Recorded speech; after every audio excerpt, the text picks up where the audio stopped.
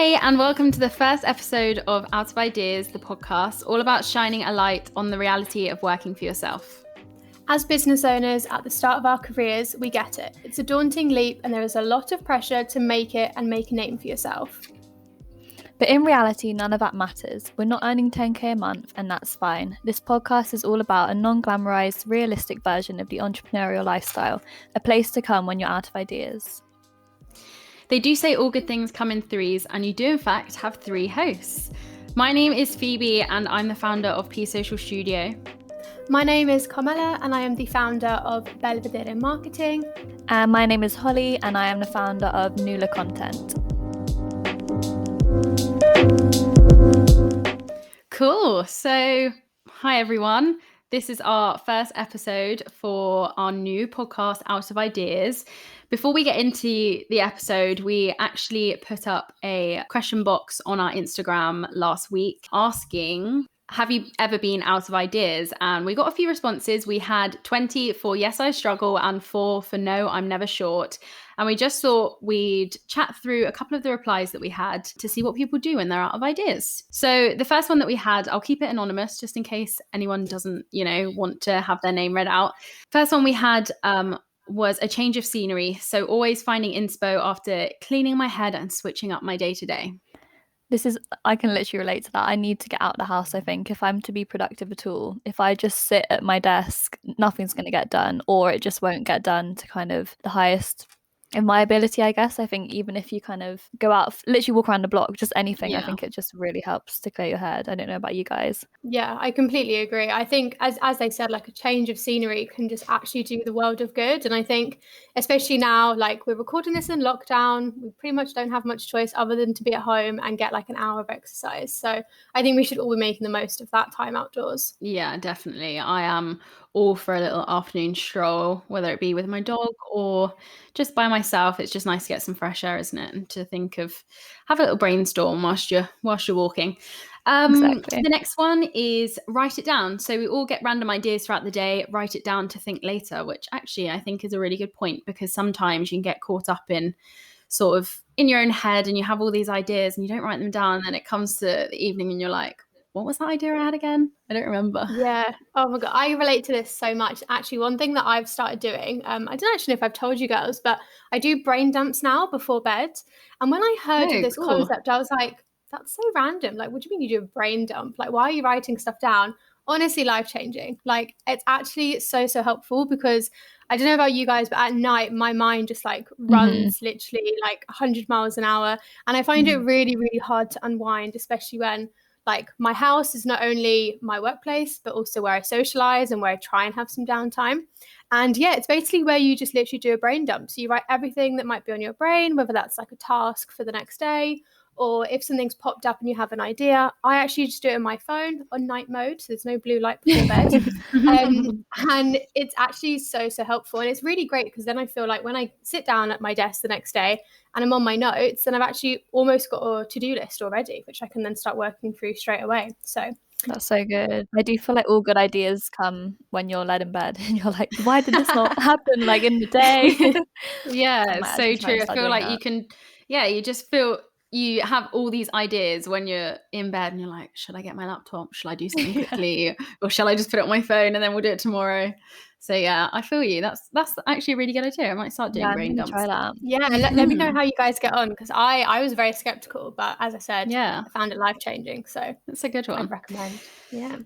So following on from that, someone's actually said to get away from the screen and sit down with a pen and paper instead. And actually, I quite agree with that, because I do like having a good notebook and writing stuff down rather than typing away on a screen, because I feel like you can get very carried away now with doing absolutely everything on your computer, a calendar, your work, a diary, everything. Like it's just all online, isn't it? So it's quite nice to have that.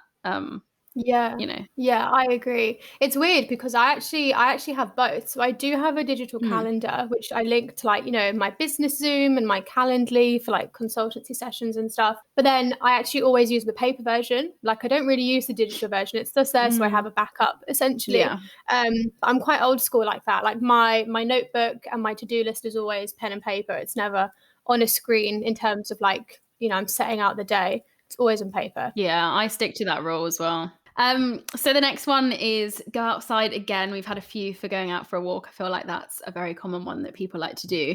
But they also said to have a scroll on Pinterest, which I totally agree with. I am such an advocate for Pinterest. I love it so much. I'm always on it on my phone, just scrolling down, saving anything. I have loads of different boards for my clients that I can put in any ideas that I see and things for myself. And yeah, what do you guys think? Do you guys use Pinterest?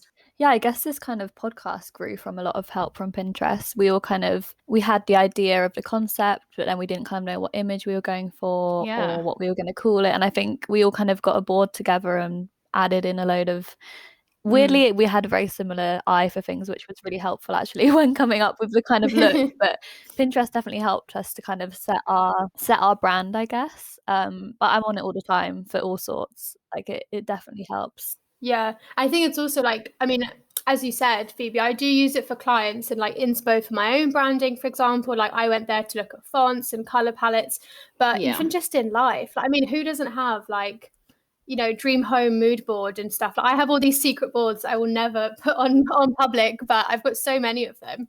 I love and the engagement ring mood boards that we spoke about the other day. Oh yeah, I didn't know we were going to out ourselves. Yeah.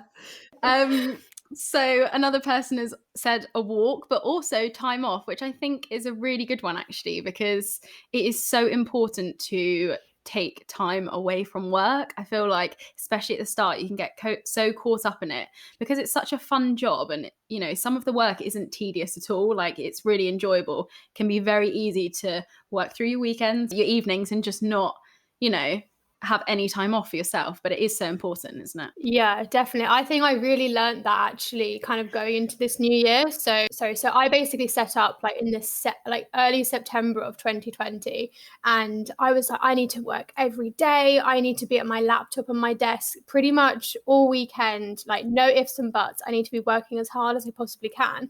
And yes, of course, you do need to put in the effort and the time when you're beginning, but I was slowly going into kind of like overwhelmed. Like I was almost at the point of burnout. Like it just wasn't working, and I wasn't really seeing the returns the amount of time that I'd put in. And now this year I've set myself a rule of you don't work weekends, you don't open your emails at dinner, like you don't look at that kind of work side of my phone. And it's actually made a really massive difference, because then my downtime is truly my time. I'm not kind of dipping in and out of work, and then I find that when I do come back to work, I enjoy it a lot more, and I'm just a lot more focused as well. So yeah, I would definitely agree with taking a break. Yeah, like we've all chosen to kind of have this career when we can do that, and I think you forget that it is allowed because you haven't got anyone telling you what to do and when to stop working and kind of like a start and end to your day. It is easy to get carried away, but like that's should really be the beauty of what we do. Like you can take a bit longer for lunch or like clock off early as long as you've kind of got the work done. I think it's just you need to just constantly remind yourself that like not doing work is productive sometimes, and you do definitely come back feeling more fresh and more full of ideas, I guess. Yeah, definitely. Absolutely. I'd agree with that. It's really good for creativity for me, like just taking a weekend off and not even thinking about anything creative, stepping away from my phone, and then coming back on a Monday, I actually find that I really want to work and I'm really excited, or I've seen new ideas and, you know, you want to implement them. So yeah, it is really important to take time off. Another one that they said was podcasts, which is a coincidence because we've obviously started this podcast, but I myself actually personally listen to so many podcasts. Like I love listening to podcasts when I'm out on a walk or just in the background when I'm working. I think they're really good. They're insightful and you can learn a lot from them, but you can also just have a podcast that you listen to as like a conversation and just relatable or background noise, which is really nice. So yeah, I don't know about you guys. Do you listen to a lot of podcasts? It's kind of a mix, to be honest. Like there are a few that are more kind of, I don't know, educational, maybe more marketing based, kind of informative and really interesting. So as you said, you can learn from them. But then I actually, especially as I've had to really adapt to working by myself, you know, not really having the office environment, not having people around, I actually love having kind of chatty and I suppose you would call them like gossipy, I don't know, pop culture-ish kind of podcasts. I really enjoy just having them on in the background. It kind of makes me feel like there's someone sitting with me and I'm just like kind of listening in on their chat. So yeah, I love those kinds. Yeah, I feel like they help you stay a bit stimulated, don't they? Because there's like someone else chatting. You're not just, I don't know, sometimes to me music just kind of drowns into the background. I don't know, I'm like not a music listener. Oh yeah, I can't listen to music. I find that I actually end up writing the lyrics into people's captions. Like whatever I'm doing, I'm like writing the lyrics. I'm like, no, this is not what I meant to be writing, but it's just in my head. Yeah, I'm not a music listener.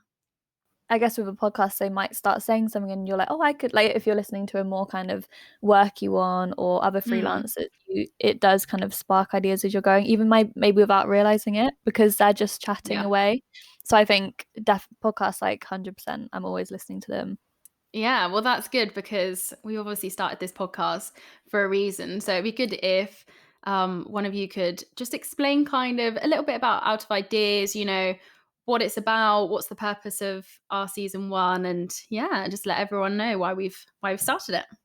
So yeah, we've kind of gone for the name Out of Ideas because I guess as we are all self-employed, it is so true that being out of ideas is like a daily or weekly thing for us. And I think that's where we all kind of related, but we kind of came to the conclusion that it doesn't have to be a bad thing and that being out of ideas can actually spark creativity because it kind of forces you to take a step back and think like, why am I feeling like this? Why am I feeling unproductive? Let me kind of try and resolve this. So I guess that's where we wanted to come in. We wanted to show this real side of being self-employed, and kind of let you guys know the steps that we take to get out of that mindset, and also kind of even if you haven't yet taken the leap to become self-employed, we kind of want to be there for any tips and tricks for kind of getting started, because sometimes feeling like you don't have a plan does kind of hold you back a little bit. So I think we just want to show I guess the true side of it and how to overcome all of that. I think being self-employed, there's a lot of positives and there's also a few negatives that come with it. Obviously, it's amazing. Like being your own boss, having your own business is the dream. Like it's so fun being able to work for yourself. You can work out your own schedule and things like that. But there are a lot of things that you have to work out yourself, and that can be a really daunting time for people who are self-employed and you don't have those colleagues to turn to or you don't have people to ask.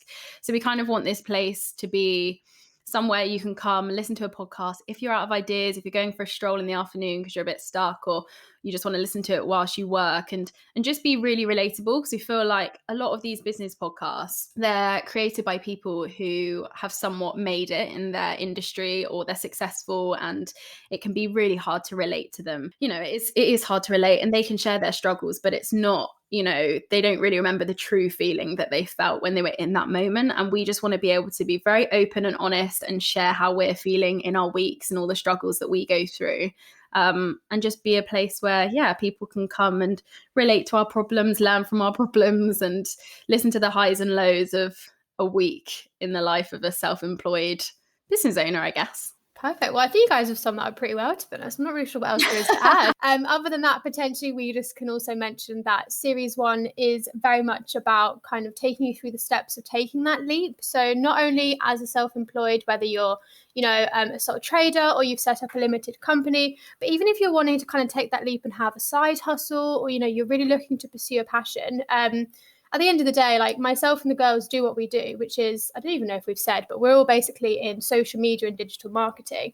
And the reason that we did take that leap is because we had a passion and we wanted to pursue it, and we wanted to work for ourselves. But we also had that drive and motivation to just, you know what, I'm going to give it a go. Like, what have I got to lose? And actually, a lot of our journeys did start at the very beginning of COVID, which now is almost a year ago, which is pretty crazy. That's mad, isn't it? Oh my God, it's just absolutely mental. But yeah, the year has absolutely flown by. Yeah, basically we were all able, as the girls have said, to pretty much relate to the fact that we just took that leap. And I think when I was taking that leap, I'm sure you guys can kind of, agree or not agree on this, but there was nothing really out there that was kind of like a guide to help you in that process, or kind of having a bit of a support system. And actually, I'm so grateful that we did all find a version of this kind of support system. And it was actually through the co-working club. I think definitely being able to connect with like-minded people and have people that understand the process that you're going through it's really just lovely to be able to turn to someone. And that's what we want this podcast to be. You know, we have a group chat. We all pretty much talk on a daily basis. And if I ever have any issues or I'm stumped for ideas or I'm like, how do I deal with this client? Or have you ever had this situation? I turn to both of you. And I just think it'd be nice for other people to hopefully be able to use this podcast like that as well. Yeah, it's like one giant group chat. We can just let out all our problems. I love that. Like, without sounding dramatic, you do feel quite like alone when you're beginning, because you're like, am I doing this right? Am I charging enough? Like, what am I doing? And all of this imposter syndrome kind of sets in, which we will touch on next week. But I think I really could have done with a platform like this at the start, because I was just winging it a bit, and it would have been nice to just have someone to ask all of kind of, you may think they're stupid questions, but I'm sure we've all asked them in the past and kind of overcome them to get to where we are today. So I'm hoping we can kind of answer those questions for you guys. As silly as you think they are, I'm sure we can kind of provide some help. 100%. So I think it'd be good if we kind of just explained our backgrounds, because Carmela, you briefly just said that we're in social media management and marketing. You probably don't know much about us, so it would be good if we could just sort of explain our stories.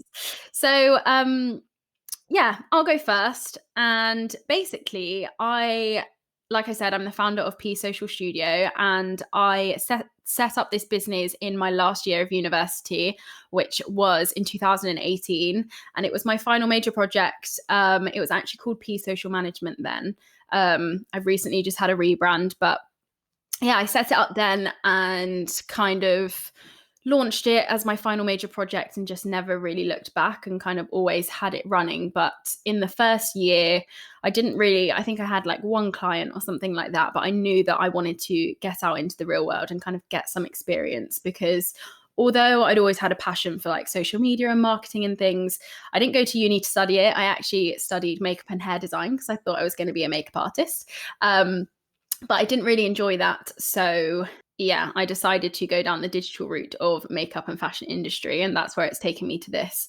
But yeah, I kind of, in my first year, got some experience. I actually got a digital marketing assistant role with Olivia at Weekend Inn, which is the connection that Holly and I have together, because we've both actually, where we first met, yeah, very briefly. And yeah, we both had time working there, which I won't speak for Holly, but for myself, it was like invaluable experience. It was so good. Like, I learned the most about marketing there and had such a good time with the girls. It was such a good experience.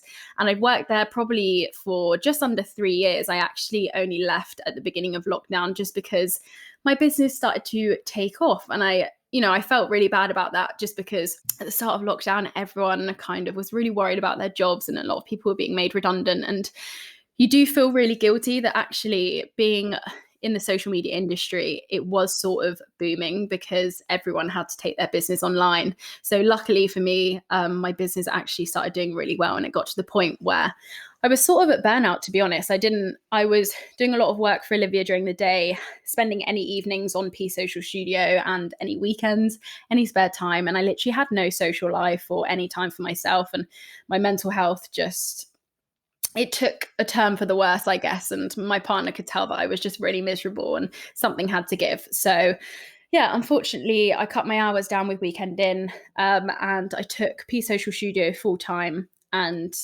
I haven't really looked back since. Yeah, I absolutely love that. It's actually so nice to hear your story, because obviously, as we've said, like, we all obviously met through the co-working club, but actually to hear you guys talk about, kind of your journey and your experience and how that basically pushed you to take that leap, it's actually really interesting to hear. I love that. But yeah, so basically following on from that, I'll probably just give you guys also hopefully a very brief rundown of my kind of experience. So I did also go to university. I did kind of study what I've ended up doing now, but it was more of like a general overview, I suppose.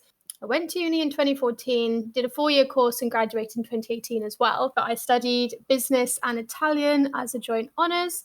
I did really like my course. I loved my uni experience. But yeah, so I was probably one of, I want to say, a handful of people out of God knows how many that I was just not interested in going for a graduate scheme. And I wasn't really sure what I wanted to do. So stuck out like a little bit of a sore thumb, you could probably say, towards the end of university. My social life definitely was the highlight for me, that's for sure. Definitely had too much fun. So after graduating, as I said, this is 2018, didn't really jump straight into a job. I actually decided to do some traveling, visited my family in Italy for a good while, went to Australia in the beginning of 2019, and then, really just needed some time away to kind of reflect on what makes me happy.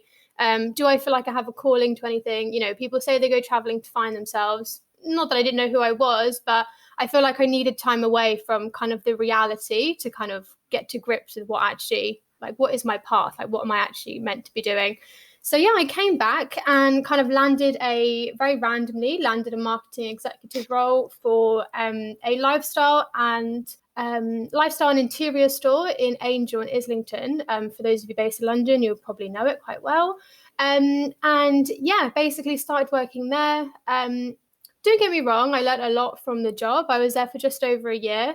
And as I said, it was a great experience. It was really fun to actually be working in London. Yeah, basically, I did enjoy it, but it just wasn't really doing it for me. It was quite a small company, and I really, really wanted to have that kind of office, big team environment, and kind of company culture, which was slightly lacking where I was. And then the universe had other plans. So everything kind of took a bit of a turn for the worst. This basically all lined up with basically lockdown, March last year, the first lockdown that we all know in 2020. I was basically going for a new job. We were pretty much at the stage of let's sign contracts, you'll come in for training and everything like that. And as I said, I have the worst luck. COVID came and the job no longer was available. So wasn't in the best of places during lockdown. And to be honest, I was kind of feeling sorry for myself for quite a while. I kind of did what I like to refer to as like hustled and struggled my way through lockdown number one. I was literally doing anything that I could to make money, whether that's selling stuff on eBay. I then was teaching English and Italian online, literally doing anything that I could. And then, it came to the summer of 2020. So it was actually in the August, around the time of my birthday. And I was like, right, the job hunt isn't working. This is taking forever. It's quite demoralizing. Some of you listening to this may also be in the position of maybe you're on furlough or you got made redundant, or maybe you graduated last year. And I just want to say that totally get it. The struggle finding a job at the best of times is not the easiest thing to do. So during a pandemic, it's a lot more stressful. It was basically in the August, I just decided to go for it, pretty much take that leap. I set up Belvedere Marketing kind of in the September is when it kind of officially happened. I registered my company. And I mean, I feel like everyone says it and it's quite cliche, like, oh, I didn't look back, but I generally haven't looked back. I think it's been one of the best decisions that I've ever taken for myself. I'm in a great place. I love what I do. I'm still missing that kind of office environment. So I'm really itching for co-working spaces to open in London again, so I can kind of get back out there and do the whole events and networking thing that I love. That's basically me. I mean, there's obviously so much to the rest of our stories, but it's pretty much me summed up. Yeah, I guess it's quite hard to keep it brief, isn't it? Like once you get chatting, you're like, oh, this was actually like quite a journey to get to kind of this day. Like you think it will just happen, but I guess mine's a little bit different. For the fact that I just really disliked uni. I don't really know why I went. I think obviously you're quite young when you have to make that decision. Like it does seem mad. So I think I just kind of went with the majority. I was like, okay, this is what people do. Let's go. Shouldn't have done it, but hey, I guess it like took me to where I am today. But anyway, so I didn't really click with uni, and it made me think like, right, I want to keep busy. I want to have stuff to do. I want to be able to be creative, which my uni course wasn't really kind of allowing for. So I was just kind of like, right, how am I going to do this? And I reached out so I went traveling to Australia before uni and met Sammy of Rat Pack Travel, who weirdly, again, Carmela knows. We have all these weird links. Yeah, this is so weird. It's like how we kind of connected, I guess. And he had a like travel company page, whatever. And I kind of reached out and was like, can I do your blogs? Because at the time I had my own blog, and I was like, well, I might as well try and kind of get my name out there and make something of it. So that was kind of my first, like, call it paid gig or whatever. It was whatever it was. And that kind of made me realize that you can make money kind of doing what you love. You don't have to kind of put yourself into any old career and kind of follow from to like the normal career path kind of thing. So yeah, I kind of thought about what I wanted to do and came to the conclusion that I loved social media management and copywriting, which is what I do. So I set up Nula with the help from Gabby, a business mentor who was a great help, and kind of got my business plan together whilst I was at uni. So that kept me busy in third year, and then managed to quite quickly get my first client. And that was when I thought, okay, this is like real. This is how it's happening. So I kind of put all of my focus into Nula, and as Phoebe said, kind of burnt out a little bit because at the start you don't know when to kind of give yourself boundaries. It was all like you feel like you need to be working 24/7 in order to grow and get to where all these, I don't know, people who have made it are, which obviously now we've realized doesn't have to be the case. But yeah, and then I guess it just kind of grew. Obviously lockdown did weirdly help because it did all move online, so it all kind of grew quite quickly, which again was quite daunting, but with the help of kind of chatting to you guys and like-minded people, I was able to kind of keep a steady head. And yeah, I'm really happy with where I am today. And yeah, it's just funny how it's all come about and how we've all kind of through our paths like met one another or know people. I know. Like I did a really short intern at Weekend In, which is where I met Phoebe, I think for like one day. But yeah, just remember literally. I know, literally. I think I was in the office randomly one day and you came in for your internship, and it was literally the day, and then I didn't see you again, and that was it. It was so bizarre. It's funny how we've like reconnected, but yeah, I guess that's my story in a nutshell. It's hard to kind of think of everything, isn't it, when you're on the spot? But I know. Yeah, I feel like there's always so much more you can say about your journey. And I guess little things will crop up in these episodes though, won't it? Like when we think back and we're like, oh yeah, we have experienced that, or we've been through that, exactly. So it'll be nice to sort of, people to be on the journey with us, I guess. I think actually kind of moving back on to what we briefly touched on earlier about the co-working club. I don't know about you girls, but for me, it's one of the best, in fact, the best business investment I ever made. And yeah, it served me so well, because not only has it allowed me to connect with like-minded people and, you know, get to know you girls, but it's actually even just being part of that community that you can learn so much from other people in your industry. And one thing that actually we all kind of discussed as well is that sometimes in like, you know, the digital space, or especially if you're, for example, if you've got an Instagram or you've got an online following, a lot of the time it's actually people that some people would refer to as like your competition is actually the people that follow you. And I think it's actually really important to realize that you shouldn't see people as competition, and it's actually all about connection. Networking is so important when you're taking that leap. And I think the saying, however it goes, I'm probably going to butcher it now, but you know, it's kind of like who you know, not what you know. It is kind of true, and like you can learn so much from people. And I think it's so important that you actually see others in your industry not as competition, and not like, oh, I'm jealous of what they're doing, or I wish that was me, but actually just learn from them. I think it's honestly the best lesson is just learn from other people. And also don't see people as competition, because, you know, you can collaborate with them. For example, we're all collaborating on this, when actually technically we all have very similar clients. You know, we're all very much focused on sustainable and kind of independent businesses, and that's our passion. But we have completely flipped that kind of idea that we need to be working against each other. It's not true. We need to be working together. Yeah, I totally agree. Yeah. I think as well, I was having this conversation the other day with a friend that having this sort of community and not seeing other people as competition is so important, because they can go someplace else and get the answer that they're asking. Like it doesn't mean just because you're not sharing your insight that they're not going to find it. So there's no point in having this front where you just, you know, you can't share your tips and tricks, or you can't share your secrets, because they will just go someplace else and you would have just made an enemy of someone, rather than, you know, this connection, which actually could really benefit you. Because I think it can be, you know, it's easy to think, oh, I'm a bit apprehensive, you know, talking to people that do the same thing as me and they're in the same industry, which is exactly the same as you two. We all do the same thing and in similar industries. But actually, like having our group chat, I wouldn't have been able to get through most weeks, you know, without speaking to you guys and about different issues that we've had. And I think it is so important to have that community, and the co-working club has really been such a great place for that for all of us, I think. And actually, I kind of realised we haven't even really explained what the co-working club is. So the kind of hint is in the name, to be honest. So it is essentially a virtual co-working club, you know, co-working space, pretty much the same vibe. But obviously, due to lockdown, the lovely Jessica Berry, who is the founder, had to basically take it online. And it's probably been one of the best things that she could have done, not only for herself and her business, but also for a lot of other solo entrepreneurs and freelancers that were definitely going to be heading into lockdown, potentially struggling with working by themselves, pretty much every day of the week. So it's been amazing. We have a Slack channel so we can all talk, share job opportunities, connect, ask questions, seek advice and help.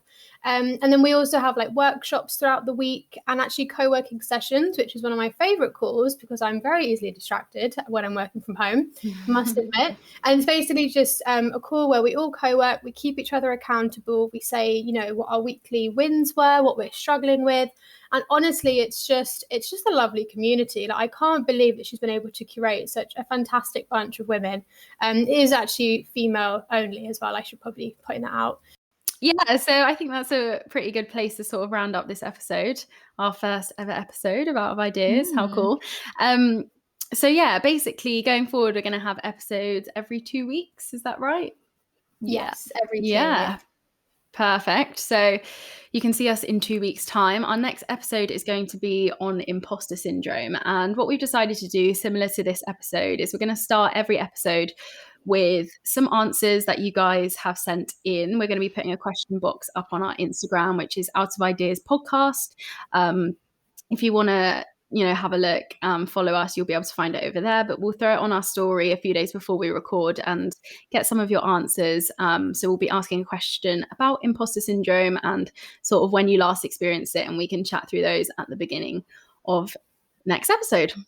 Yeah, if you guys have any issues or you want some advice, or even you're going to tell us how you work through imposter syndrome, then we, as Phoebe said, we'll be talking about it next week. So make sure you come back for the very, very interesting chat. I can't wait. So thank you so much to everyone for listening. We really, really hope that you found this episode valuable, and we hope that you've enjoyed getting to know us a little bit. Obviously, as you know, the series goes on, I'm sure we'll hopefully become really good friends and we'll be very good acquaintances by the time we finish this season 1. But yeah, if, as Holly just said, if you guys do want to give us a follow on Insta, you want to follow us on our personal journeys, get to know us, reach out to us, all that fun stuff, then if you want to reach out to me, so I'm Carmela speaking, so you guys can hopefully get used to our voices soon.